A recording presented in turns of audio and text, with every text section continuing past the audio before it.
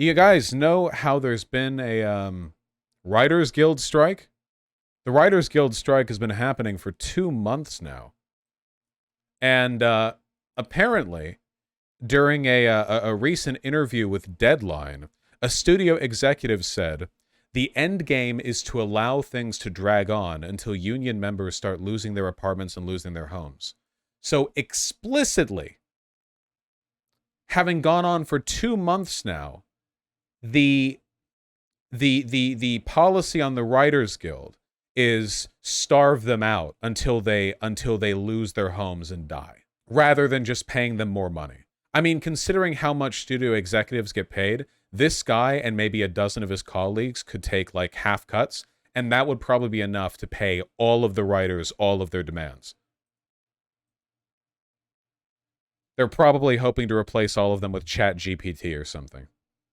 Isn't that standard negotiation tactics? No. Normally during a strike, the executives don't say, yeah, we're just going to wait till they starve. That's not normally what they say. Normally they think it, but the fact that they're willing to say it is indicative of an increasing confidence, I guess, I don't know, denigration of their morals, whatever they actually had, when it comes to this. The Screen Actors Guild has their contract expire today, following a deadline extension that delayed the possibility of a mega strike. Well, it looks like they'll be joining the Writers Guild. Aren't they getting hurt by the strike as well, though? No, see, when the writers strike, what Hollywood does is they just have their shows be shit. That's not a joke. The strike is happening because they're trying to ensure they can't be replaced by chat. It's after some studios started trying to do that. Yep. A lot of levels of movie production, they're trying to turn it into like AI stuff. Another one is that they're trying to get voice actors to sign off on their voice being used to train AI that would then be used in place of them. Don't ever fall for it. So like if you're a voice actor and you get paid for gigs and they're like, oh, we'll pay you $1,000 to like give your voice to this, you're never getting paid for another gig again in your life, because now they have the AI of your voice and you've signed off on it. So you can't even sue for whatever level of copyright infringement that would fall upon, and then they would just have that forever that they can use for free forever. James Earl Jones has signed his voice off to be recreated with AI as Darth Vader. Oh no! Sorry guys, you thought voice actors in the future could get money doing new spins on Darth Vader's voice through the little vocalizer thing? Sorry. James Earl Jones' Ancient Ghost will now puppet every single project. Well, he is old. Yeah, and when he dies, another human should replace him. Yeah, yes, I know he's old. And when he dies, another human should replace him. It's like how it used to be that if you had like, if you wanted to do the same character, but the actor's doing something else, so there's like a different time, you just hire a new actor. But how many movies lately have been having like CG recreations of old actors? They're going to be doing like AI recreations where they have like a stunt actor wear the right clothes and have their face like projected onto it. There's already a show for that, isn't there? There's already a show where the bit is that they do AI face replacements for actors. They did that in The Flash. Yeah, they did that in The Flash with someone who was dead or something. There was I remember there was a show where they were doing that. That was the whole bit. They were open about it. That was a bit in BoJack, wasn't it? Well, I'm referring to an actual thing, but yeah. They did it with Christopher Reeve, George Reeves, and Adam West. Cool. Seems they're doing it a lot. The Screen Actors Guild represents more than 160,000 performers around the world. Streaming services haven't shared the wealth, even as they've led to an explosion of entertainment content. The never-ending quest for new subscribers is an unsustainable business model, they say, and studio execs are reaping huge salaries while many actors and writers can't make a decent living. Yeah, a ton of animators and writers are just unemployed right now. Actors and writers used to make money from reruns on network TV. They'd get a check in the post every time a movie or show they worked on was rebroadcast, and that allowed actors to survive between projects in the business, which has always been a feast or famine job. But streaming services upended Hollywood, and now actors and writers get little or nothing when someone watches their work in a streaming service, which also traditionally pays less than network TV. This isn't an unsolvable problem.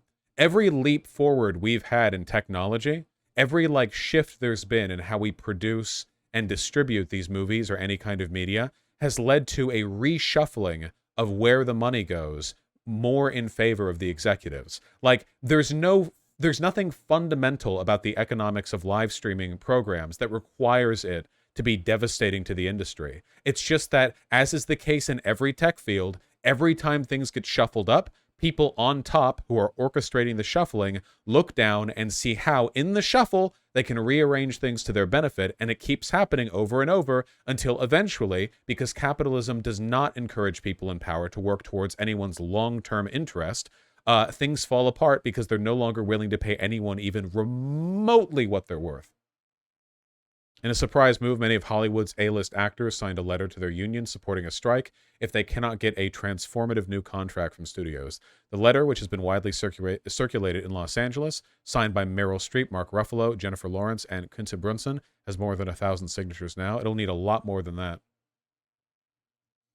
Is this any different from automation in other industries? Well, this isn't even automation. A ton of people still work on producing media. It's just the system of distribution and payout has been like abstracted to a point where people are getting nothing. Both the writers and actors are striking for not only better pay, but for restrictions on using AI in productions, which they say is a, quote, existential threat.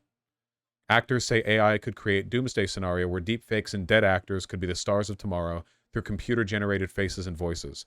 For many in the business, it's a bleak thought. Computer-generated movie making without a camera crew, actor, or writer involved. It's worth pointing out, by the way, that literally nobody wants this except for the executives. This is another argument for socialism. Nobody benefits from this. Nobody except the people who want to make more money off it. Zero. There are 8 billion humans on Earth, and this change, which would affect many of them, benefits a couple dozen people. That's it. That's it.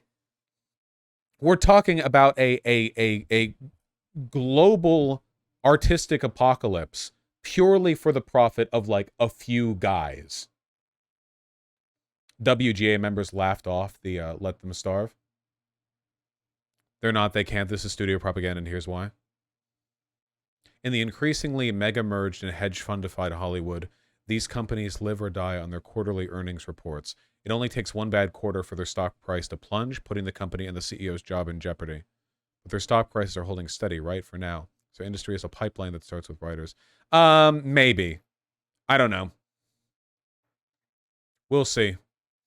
Don't unions have funds to keep strikers afloat? It's a lot of people. Can only do that for so long. It's worth noting that media generated from AI isn't copyrightable. Copyright Office has given a statement on how they'll handle AI-generated media. Yeah, but if it's a movie that has AI-generated elements in it, the whole movie would still fall under, like, copyright protections. It's not something that would just, like, completely invalidate the protections over the work. I'm sure he does, Hidden Pepe. Regardless of this being true or not, the unions would still say it. Yeah, that's true. Do you think we should make it illegal to use generative AI for any profitable endeavor? No, obviously not. That's dumb. The problem here is ultimately like a problem with capitalism, right?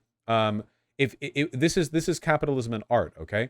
The people on top control production and distribution. If you don't like what they produce, that doesn't even necessarily mean that you're going to like not consume the material. People watch bad shows. People watch stuff and complain about it. And if it's the only thing that's on, you know, they control all the dials and all the switches. The issue is that nobody wants this but them. I feel like it's such an obvious problem to fix when nobody wants this but them, right? We're talking about Hollywood here. There are millions of people who work in, directly or indirectly, Hollywood. None of them, except the executives, want this. Everyone else wants to do their work.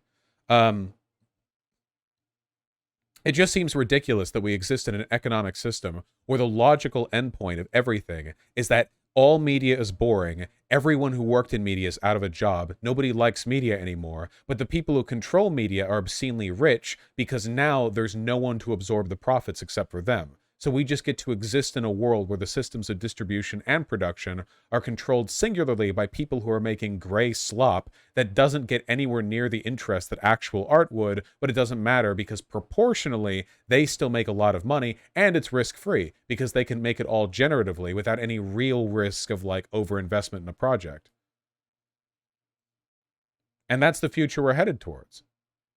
Yeah, and a lot of it also has to do with the way streaming currently works, like video streaming, like Netflix and stuff. It won't last forever, Soggy Waffles. What can we do? Support the strike! Go buy them a pizza like Hassan did. Yeah, simply achieve socialism. You should have gone down, it would have been good memes. I live 1,000 miles away.